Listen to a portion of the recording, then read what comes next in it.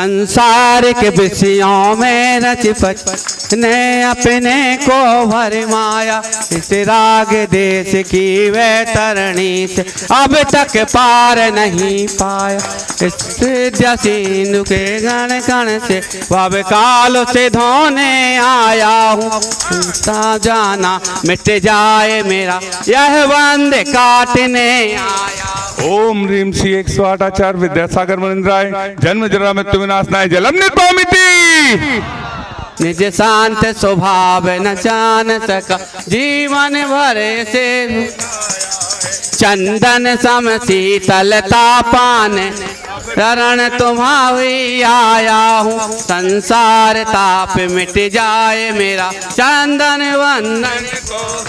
ओम ह्रीं श्री 108 आचार्य विद्यासागर मुनीन्द्राय संसार ताप विनाशनाय चंदनम निर्पामिति। चरणों में अर्पित अक्षय है, अक्षय पद मुझको मिल जाए। तब ज्ञान अरुण की किरणों से यह हृदय कमल भी खिल जाए। ओम ह्रीं श्री 108 आचार्य विद्यासागर मुनीन्द्राय अक्षय प्राप्ताय अक्षतान निर्पामिति। कृष्णा को तृप्त करे जितनी उतनी बढ़ती इच्छा ज्वाला। मैं काम भाव विघ्वंस करूं मन सुमन चढ़ाने आया हूँ। यह मदन विजेता बन न सके यह भाव हृदय से लाया हूँ। ओम ह्रीं श्री 108 आचार्य विद्यासागर मुनीन्द्राय कामवान विध्वंसनाय पुष्पम निर्पामिति। कथा भव भव में कहता आया हूँ। अति बख्श अबख्श भगे फिर भी मन तृप्त नहीं कर पाया हूँ। नैवेद्य समर्पित करके मैं तृष्णा की भूख मिटाऊंगा। अब और अधिक ना भटक सकूं यह अंतर बोध जगाऊंगा। ओम ह्रीं श्री 108 आचार्य विद्यासागर मुनीन्द्राय क्षुधारोग विनाशनाय नैवेद्यम निर्पामिति। मैं राग द्वेष से लिप्त रहा यह हाथ रहा बस पछताना। यह दीप समर्पित है मुनिवर मेरा तम दूर भगा देना। तुम ज्ञान दीप की बाती से मम अंतर दीप जला देना। ओम ह्रीं श्री 108 आचार्य विद्यासागर मुनीन्द्राय महामोहांधकार विनाशनाय दीपम निर्पामिति। इस अशुभ कर्म ने घेरा है मैंने अब तक यह माना। बस पाप कर्म तज पुण्य कर्म को चाह रहा था अपनाना। शुभ अशुभ कर्म सब रिपुदल है मैं इन्हें जलाने आया हूँ। इसलिए अब गुरु चरणों में अब धूप चढ़ाने आया हूँ। ओम ह्रीं श्री 108 आचार्य विद्यासागर मुनीन्द्राय अष्टकम दहनाय धूपम निर्पामिति। मैं चिदानंद में लीन रहूं पूजा का यह फल पाना है। पाना था जिनके द्वारा वह मिल बैठा मुझे ठिकाना है। ओम ह्रीं श्री 108 आचार्य विद्यासागर मुनीन्द्राय महामोक्ष प्राप्ताय फलम निर्पामिति। मैं हूँ स्वतंत्र ज्ञाता दृष्टा मेरा पर से क्या नाता है। कैसे अनर्ग पद पा जाऊं यह अरुण भावना भाता हूँ। ओम ह्रीं श्री 108 आचार्य विद्यासागर मुनीन्द्राय अनर्प प्राप्ताय अर्घम निर्पामिति। मेरा सारा दुख दर्द हरो यह अर्घ भेंटने लाया हूँ। हे तपो मूर्ति हे आराधक हे योगीश्वर हे महासंत हे अरुण कामना देख सके युग युग तक आगामी। ओम ह्रीं श्री 108 आचार्य विद्यासागर मुनीन्द्राय जय माला पूर्णार्घम निर्पामिति। नमो वज्रायाणं नमो लोये सभ्य साहूणम। चंद्रगिरी के चंद्रप्रभु भगवान की, गुरु नाम गुरु आचार्य ज्ञान सागर जी महाराज की, मूक माटी रचयिता आचार्य परमेश्वरी गुरुदेव की, पूज्य मुंशी चंद्र सागर जी बा निरामय सागर जी महाराज की।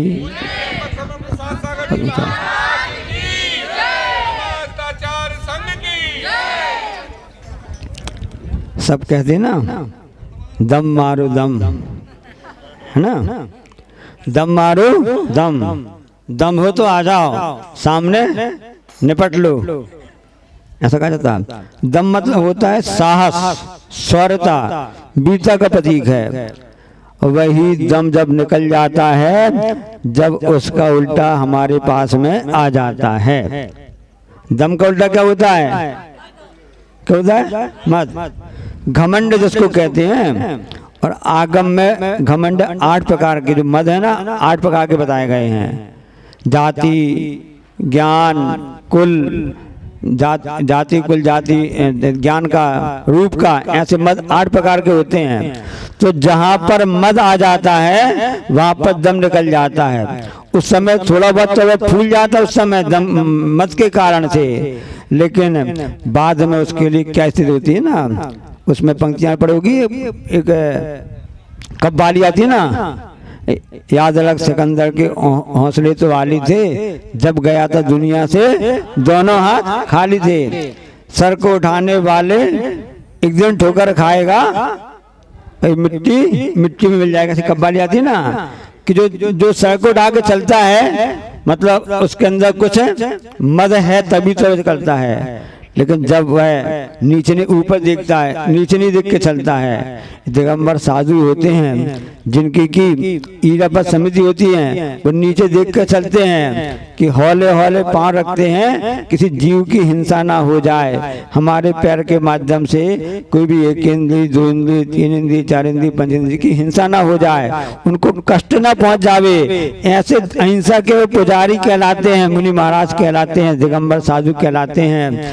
लेकिन जिनके मन में ऐसे भाव नहीं रहते हैं, दम जिनमें जिनके मद आ जाता है, वह ऊपर चल के देखता रहता है, बाद में ठोकर खा जाता है।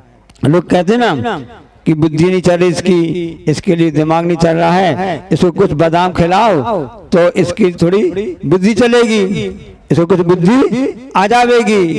लोग कहते हैं कि बादाम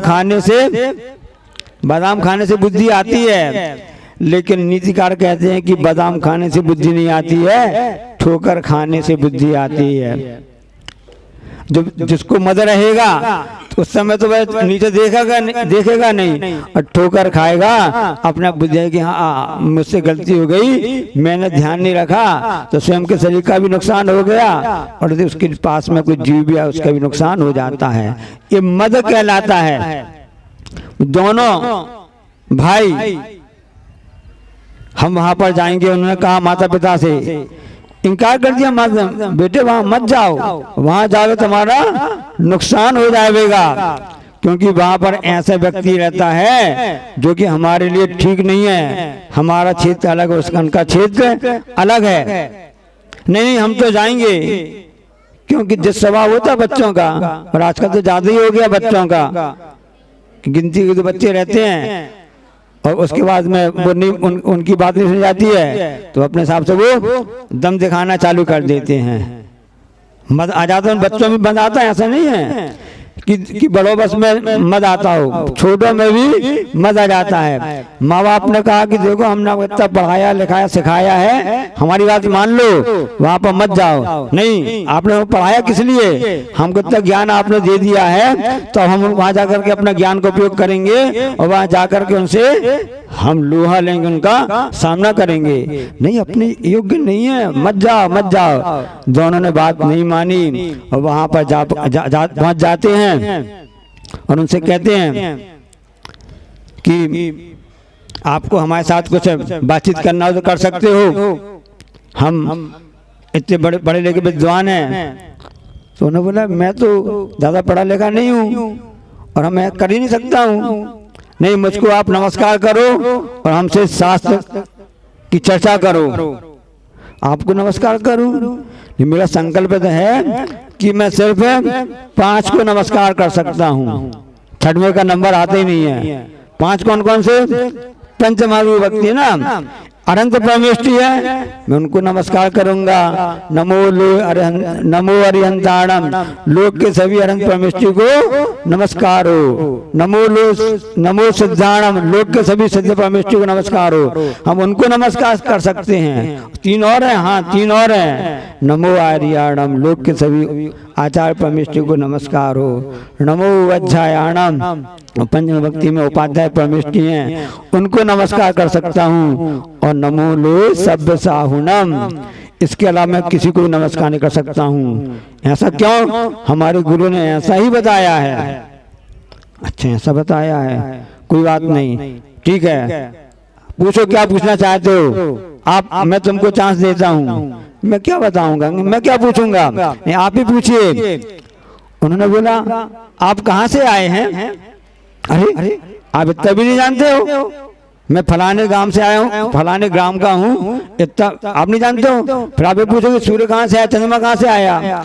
नहीं, मैं तो जानता हूँ कि आप इस गांव से हैं और आप फलाने चंद के, फलाने ढकाने के आप सुपुत्र हैं, सब कुछ हम आपको जानते हैं, सब इतना जानते हैं। मैं तो ये पूछना चाहता हूँ, क्योंकि उनके मुख में बड़ी मिठास थी, वो क्षमा के धारी थे। जैसे इस स्थान पर जो हम सब बैठे हुए हैं ना, इसका लाभ ले रहे हैं। विमलाचार्य महाराज जी की सबने मिलकर अच्छे भक्तिभाव से पूजन की है, क्योंकि ये शक्कर नगर कहलाता है। यहाँ शक्कर की फैक्ट्री है ना, यहाँ सामने बोर्ड में क्या लिखा हुआ है? शक्कर। शक्कर है ना, मीठा मीठा मधुर रस कहलाता है। आयुर्वेद में मधुर रस को बोलते हैं, शक्कर को बोलते हैं, मीठा रस बोलते हैं। तो वो जो सामने व्यक्ति बैठे थे, वो तो शक्कर से भरे हुए थे, मतलब मधुर रस के धनी थे। सामने तो दोनों भाई आ रहे थे, जो उनसे विवाद करने के लिए आ रहे थे, उनके पास में शक्कर नहीं था और कुछ था, मधुरता नहीं थी। मैं आपसे पूछ रहा हूँ कि मैं पूछूं कि आप इस गांव से तो आए हैं, ये सब जानते हैं, इसके पहले कहाँ से आए थे? हक्के बक्के हो गए, क्योंकि उन्होंने किताबी ज्ञान तो लिया था, साथ में ज्ञान का भी मद था। जब ज्ञान का मद होता है तो वस्तु स्वरूप व्यक्ति अपने आप में भूल जाता है कि मैंने ज्ञान किस लिए प्राप्त किया। ज्ञान तो क्षेपसम होता है, कब आता कब नष्ट हो जाए कोई भरोसा नहीं रहता। मति ज्ञान, शुद्ध ज्ञान, अवधि ज्ञान, इन सब की बात बता रहे हैं। केवल ज्ञान बस छायक रहता है, जो एक बार उत्पन्न हो जाता कभी भी मिटता नहीं है। तो अभी तो मति ज्ञान, मति ज्ञान, शुद्ध ज्ञान आदि ज्ञान की बात चर्चा चल रही थी। अरे आप लोग अभी कह रहे हो आप लोग तो पहले सियार थे, हैं? सियार जो गीदड़ बोलते ना, लोमड़ी, फॉक्स, एक ही बात है ना, सियार। कैसे आप कह रहे हैं हमको? क्योंकि सामने तो वो शक्कर सेवकते मुनि महाराज जी बैठे थे, जगम्बा महाराज बैठे थे, जो कह रहे थे मैं तो सब पंच परमेश्वर को नमस्कार करता हूँ और किसी को नमस्कार नहीं करता हूँ। हाँ, दिल में मेरी भावना रहती है कि मैत्री भाव, सब जीवों में करना भाव रहती, मैत्री भाव रहता है, ये तो हमारे साथ में रहता है। नमस्कार हम से 5 को ही करता हूँ। आपने कैसे कहा कि हम इस प्रयास से आए हैं? उन्होंने कहा कि देखो सामने कोई व्यक्ति बैठा हुआ है, जो व्यक्ति बैठा हुआ वो गूंगा है। गूंगा है, हाँ, वो गूंगा व्यक्ति है, वो बोल नहीं रहा है, भाषा में गूंगा नहीं है। उसने चला करके अपने आप को मौन लेके रखा हुआ है। ऐसा क्यों है? मैं बताता हूँ ऐसा क्यों है।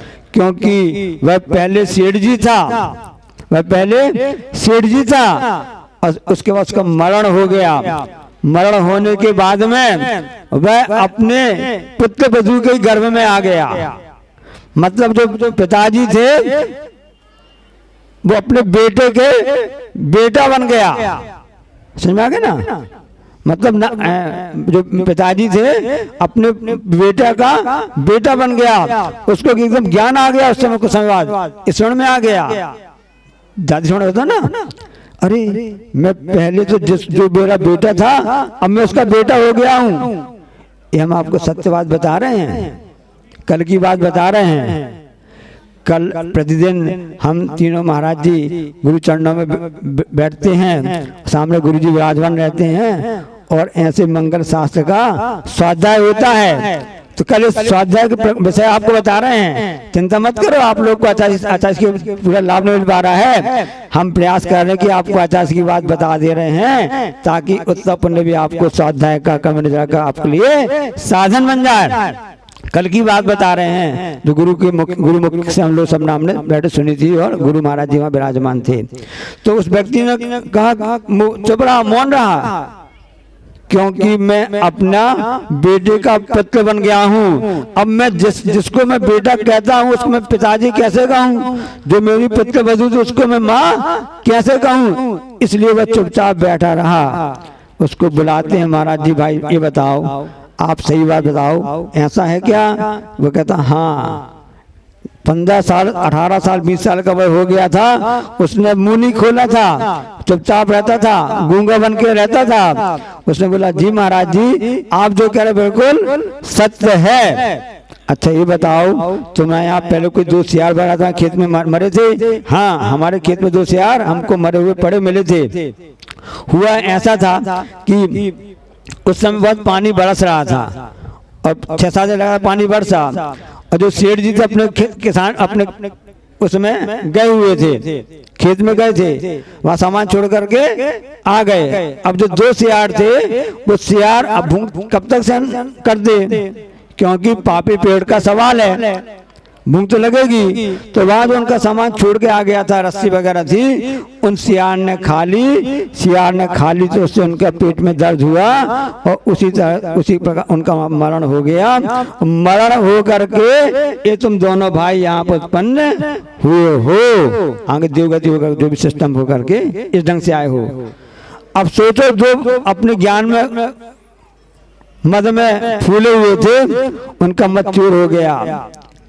उस शास्त्र में लिखा था कि तुम मत कर दो कि मैं इस जाति का हूँ, मैं इस कुल का हूँ, मैं फलाने चंद खानदान से आया हूँ। ये तुम भूल गए कि तुम किससे आए हो, तुम स्या की प्रयास से आए हो। मनुष्य बन गए, अच्छी बात थी। अल्प आरंभ परिग्रह से सब होता है, अनेक भावना से होता है, बहुत आराम बहुत परिग्रह से तो नरक गति का नरक आयु का आशा होता है। मनुष्य आयु का बंद किया, मंद कसाई हो गई, इसलिए आप इसे मनुष्य आयु प्राप्त कर लिया आपने।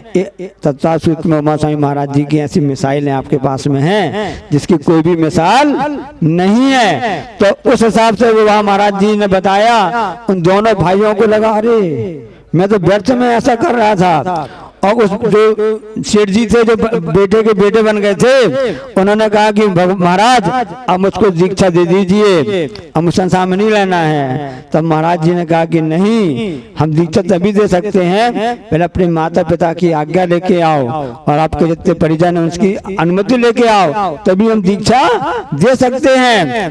वो सब पूछने जाते हैं, करने जाते हैं और सही बात निकलती है, वापस आकर के हम दीक्षा ले लेते हैं। उन महाराज जी का नाम सात्यकी महाराज जी था, उनके गुरु महाराज जी का नाम गोवर्धन ऐसा आचार्य महाराज का नाम था। अब वो दोनों जो भाई थे उनका नाम अग्निभूति और वायुभूति था, जो कि ज्ञान के मद में थे, जाति के मद में थे कि मैं तो जिस खानदान से आया हूँ हमारी टक्कर का कोई भी नहीं है। कच्चे आम का कैरी होती ना, कच्चे आम की कैरी और खाओ शक्कर, जिसको आप बोलते ना, कच्चे आम की कैरी और खाओ शक्कर और लू से लो टक्कर। गर्मी का समय चल रहा ना, लू चलती रहती है ना, तो ज्यादा कुछ नहीं करना है। कच्चे आम की जो कैरी होती है उसको उबाल करके बना लो, उसमें गुड़ शक्कर वगैरह डाल लो, क्योंकि शक्कर वाला शक्कर अगर लगा हुआ है ना तो उसका पना बोलते हैं इसको हिंदी में, बुंदेलखंड भाषा में, उससे आप पी लोगे तो आपको कभी लू नहीं लगेगी। इसी प्रकार से जो जनवाणी की इस पना को पी लेता है उसके लिए कभी भी मत की लू नहीं लगती है। मत की लू से बचने का एक उपाय है कि देव शास्त्र गुरु के चरणों में आ जाओ, उन्होंने जो हमको पना बनाना सिखा दिया है उसको मीठा मीठा पी लो, कभी भी आपको लू नहीं लगेगी। उन दोनों अग्निभूत वायुभूत को समझ में आ गया और उन्होंने उसको ऐसा पी लिया, गुरु के मुख से पी लिया। और चूंकि वो उस देश परिवार से थे तो मुनिवत अंगीकार नहीं कर सकते थे। तब महाराज जी ने उपदेश दिया कि नहीं, श्रावक धर्म भी होता है, क्योंकि वो धर्म रूपी रथ जो होता है उसके दो पहिए हैं, एक तो मुनि धर्म, एक मुनि पहिया है और एक श्रावक पहिया है। दोनों पहिया के द्वारा ही धर्म रूपी रथ आगे बढ़ता रहेगा। चिंता मत करना। लोग कहते ना कि इतना युद्ध चल रहा है, इतना कैसे पंचम काल आ गया, कब आ गया है, अब तो बस भरोसा नहीं है कि कभी संसार नष्ट हो सकता है, कभी विश्व चढ़ाया होगा, कुछ पता नहीं चलेगा, सब नष्ट हो जाएंगे। चिंता नहीं करो, आगम में कहा गया है पंचम काल चल रहा है। पंचम काल का समय 21,000 वर्ष होता है, उस हिसाब से अभी कुछ से 2,500 कभी वर्ष निकल चुके हैं, अभी 18,000 से ज्यादा समय बाकी है और आखिरी तक धर्म की ध्वजा चलती रहेगी। आखिरी समय तक मुनि धर्म भी रहेगा और श्रावक धर्म भी रहेगा। एक गुरु आगम की घोषणा है, तब तक अहिंसा धर्म चलता रहेगा। तो श्रावक धर्म क्या है? तो मुनि महाराज ने बताया कि 12 व्रत को अंगीकार कर लीजिए आप। 5 अनुव्रत होते हैं, शिक्षा व्रत होते हैं और से दिग्व्रत, देश व्रत, गुण व्रत आदि होते हैं, अनशन व्रत होते हैं। अब बहुत से डिटेल हैं, सबका तरह पढ़ेंगे समय आपको मिल जाएगा। तो वे दोनों अग्निभूति वायुभूत दोनों जो भाई थे वो उसके बाद अंगीकार कर लेते हैं। उसके फल स्वरूप जब अंतिम समाधि मरण होता है तो वही आगे जाकर के कहाँ उत्पन्न होते हैं?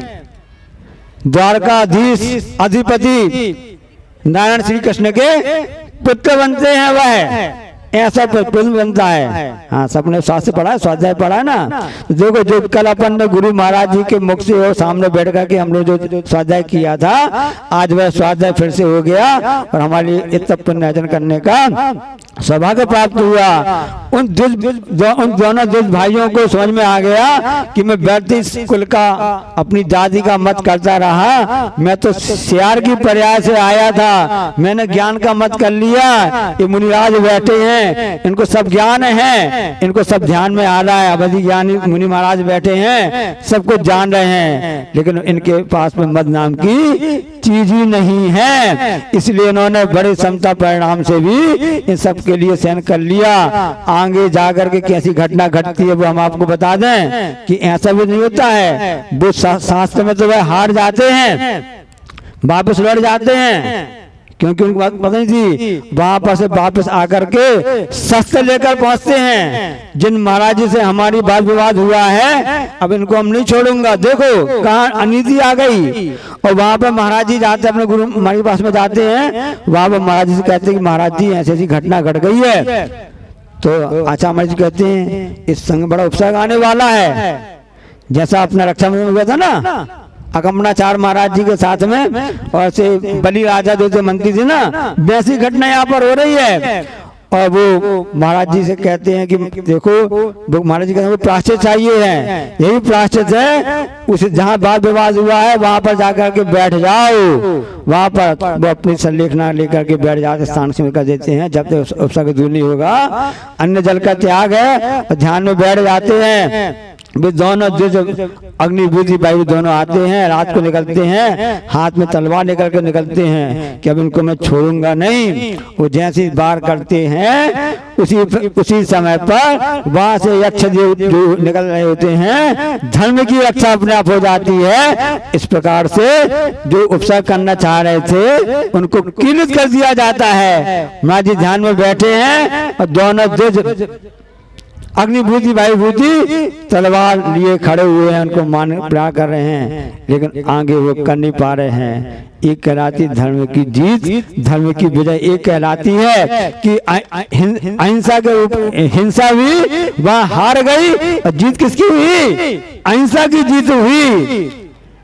यदि अंधा भावना अच्छी होती, सत्य अर्थों में हम धर्म का सेवन करते हैं, अपने आप धर्मो धार्मिक बिना, कि धर्म जो होता है धार्मिक व्यक्ति के सहारे रहता है तो उसकी रक्षा होती है, धर्म की भी रक्षा अपने आप हो जाती है। बाद में उनके माता पिता आते हैं, क्षमा मांगते हैं कि महाराज मेरे बेटों से गलती हो गई, इनको क्षमा कर दो।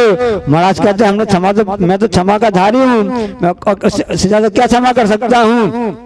यक्ष से कहते हैं, यक्ष इन दोनों को छोड़ दीजिए, ये आगे भव्य प्राणी हैं। और वो उस समय दोनों अग्निभूति वायुभूति श्रावक के वध ग्रहण कर लेते हैं और आगे जाकर के वह श्री कृष्ण के पुत्र बनते हैं और तद्वह मोक्षगामी कामदेव बन करके अपना कल्याण कर लेते हैं। आचार्य महाराज जी कहते हैं, कोई भी नियम ना छोटा होता है ना बड़ा होता है, नियम तो नियम होता है, बस उस नियम को पालन करने की दृढ़ता हमें आना चाहिए। परीक्षाएं तो होती ही रहती हैं, जो उस नियम को दृढ़ता से पालन करता है वह परीक्षा में सफल हो जाता है, जैसा कि वह अग्निभूति और वायुभूति सफल हो गए और आगे उन्होंने अपना कल्याण करके मोक्ष को प्राप्त कर लिया। इसलिए इस शक्कर जो बाजार कहलाता, शक्कर नगर कहलाता है, इस कवर्धा जिले के अंतर्गत जो है शक्कर फैक्ट्री पीछे बनी हुई है। तो हम यही आपसे कहना चाहते हैं कि ऐसे मधुर व्यवहार करते हुए हम अपने जीवन को उन्नत बनाएं और नियम भलाई छोटा सा भी बड़ा कुछ नहीं होता है, जो आपकी शक्ति है उस हिसाब से आप नियम लेकर के इस ग्रस्त धर्म का पालन करते हुए और बाद में मुनि धर्म का पालन करते हुए आगे अपना कल्याण कर सकते हैं। बोलिए अहिंसा परमो धर्म। द्वादशांग जनवाणी माता आचार्य परमेश्वरी गुरुदेव की।